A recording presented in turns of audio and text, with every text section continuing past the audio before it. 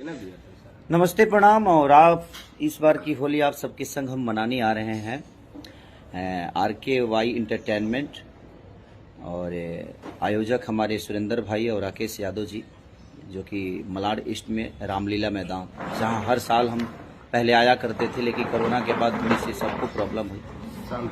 और शाम के 4 बजे वह सबसे मिले हम आई मुंबई 7 मार्च शाम 4 बजे रामलीला मैदान, हीरा बाजार के बगल में, हीरा बाजार माने बगले में बा। तो तू लोग आवो भैया और अपन प्यार आशीर्वाद जंग आपकी, और नया नया गाना आपके हम सोचत हैं जो जी गाई, और नया नया गाना रिकॉर्डिंग डांस करी। जैसे पहले रनी बता रही हैं होली के बाद, और बाद हो जी के रिकॉर्डिंग कैला के बाद बहुत बड़ा हिट भई रहे गाना। तो बस वो लोग प्यार देवे आई रामलीला मैदान मुंबई। और ये हमें राकेश यादव जी, जो कि ये और सुरेंद्र भाई ने खाना आई, तो आइए और अपना प्यार और आशीर्वाद दीजिए। Thank you.